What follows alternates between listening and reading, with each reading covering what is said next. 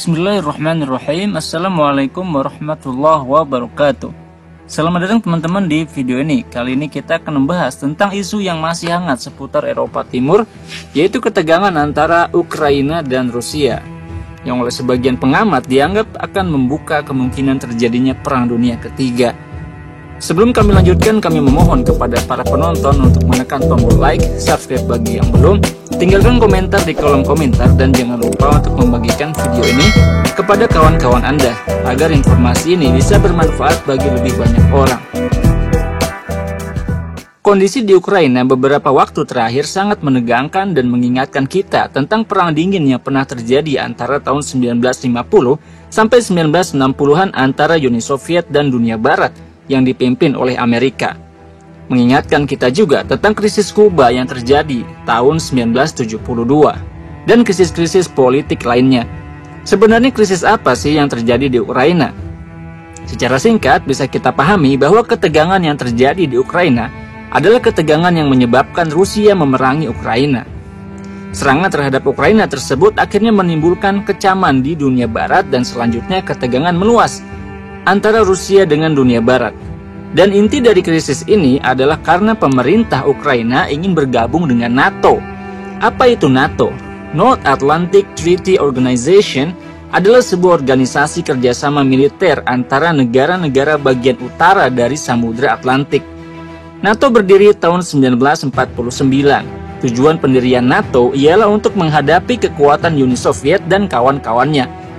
Saat ini NATO memiliki 30 negara anggota, 28 negara Eropa termasuk di dalamnya Amerika dan Kanada. Poin kelima dari kesepakatan NATO ialah bahwa permusuhan terhadap salah satu dari negara anggota NATO adalah permusuhan terhadap seluruh anggotanya. Artinya, jika suatu negara memusuhi satu saja anggota NATO, maka seluruh negara anggota NATO akan memusuhi negara yang memusuhi negara anggota NATO tersebut. Lalu apa masalahnya kalau Ukraina ingin bergabung dengan NATO seperti negara-negara Eropa lainnya? Jawabannya ialah karena Ukraina merupakan batas merah antara Rusia dan negara-negara Eropa. Dan Ukraina berbatasan darat dengan Rusia dengan panjang perbatasan mencapai 2000 km. Maka bergabungnya Ukraina dengan NATO memungkinkan roket-roket, tentara, dan angkatan perang NATO masuk ke wilayah Ukraina dan mengancam pemerintahan Rusia di Moskow melalui jalur darat. Hal ini tentu saja sangat tidak diinginkan oleh Rusia. Ukraina bagi Rusia ialah seperti garis merah yang tidak boleh dikuasai Barat. Inilah pentingnya Ukraina bagi Rusia. Selain itu, Ukraina juga merupakan wilayah yang penting bagi Rusia secara politik, historis, strategis, dan ekonomi. Dengan kata lain, Rusia menganggap bahwa Ukraina adalah bagian dari Rusia, atau bisa juga disebut dengan Rusia kecil. Karena itu, para pemimpin Rusia berulang kali menjelaskan betapa pentingnya Ukraina bagi mereka. Misalnya Putin menuliskan pada Juli 2021 bahwa pendirian pemerintahan yang memusuhi Moskow di Ukraina sama dengan penggunaan senjata pemusnah massal terhadap Rusia. Kita juga harus mengingat bahwa Rusia dan Ukraina dahulu ialah satu negara antara tahun 880 Masehi sampai pertengahan abad ke-12. Rusia dan Ukraina bersatu dalam negara Rus Kiev. Dari situ kemudian muncul negara Rusia yang sekarang, Ukraina dan Belarusia. Selanjutnya Putin menjelaskan bahwa Rusia dan Ukraina bersaudara dan tidak boleh ada permusuhan antara keduanya. Dan Presiden Ukraina, Volodymyr Zelensky, mengatakan, ya kita saudara tapi hubungan kita seperti Qabil dan Habil. Yang dimaksud ialah putra-putra Nabi Adam.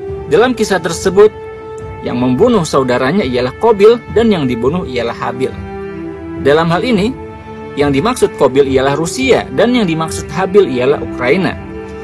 Jadinya Qabil yang membunuh Habil atau Rusia yang membunuh Ukraina. Lalu apakah ketegangan antara Ukraina dan Rusia ini merupakan hal yang baru?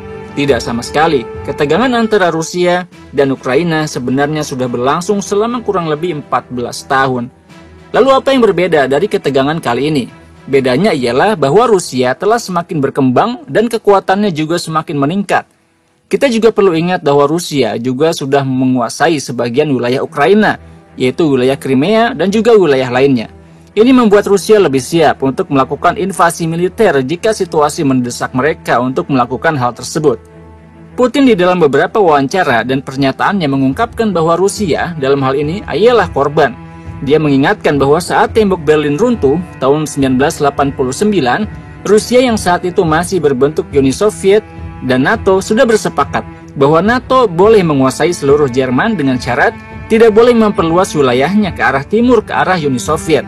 Namun sedikit demi sedikit negara-negara tetangga Jerman satu demi satu bergabung dengan NATO, hingga akhirnya saat ini Ukraina pun ingin bergabung dengan NATO.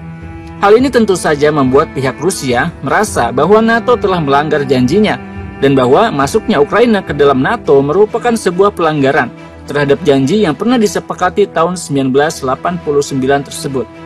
Lalu pertanyaan selanjutnya tentu saja, kenapa Ukraina ingin masuk ke dalam NATO? Orang-orang Ukraina memang sudah cukup lama ingin menjadi bagian dari NATO. Alasannya tentu saja untuk mengamankan negara mereka dari serangan Rusia.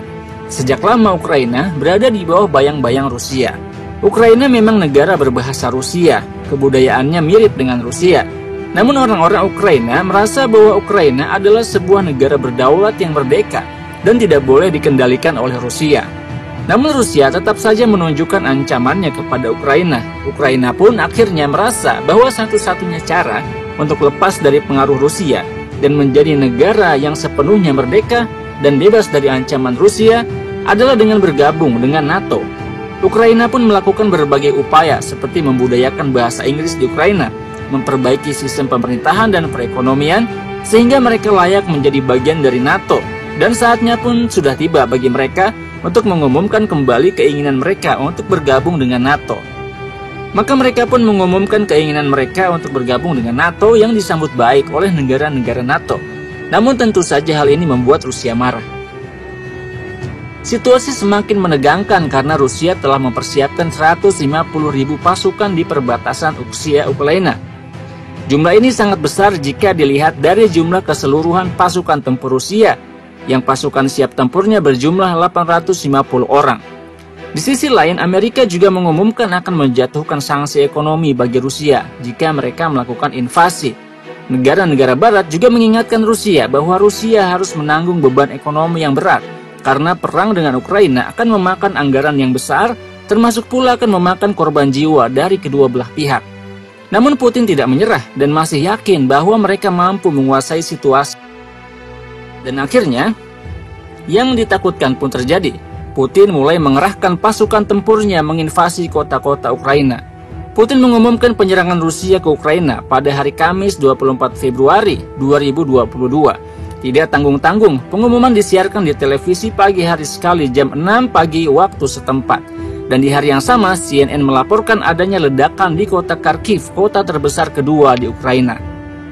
Amerika Serikat mengancam akan memberikan serangan balasan terhadap Rusia setelah Rusia menginvasi Donbas, wilayah yang dihuni oleh gerakan separatis pro-Rusia.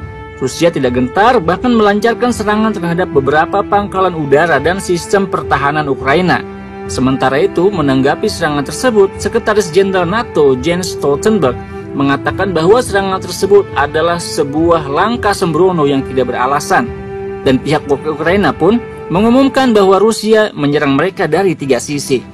Ukraina memberikan tanggapan dengan mengumumkan bahwa mereka menyatakan perang terhadap Rusia dan siap mempertahankan diri. Rusia semakin kuat menyerang Ukraina dan kabar terakhir menyebutkan bahwa Rusia telah menyerang setidaknya 7 kota Ukraina.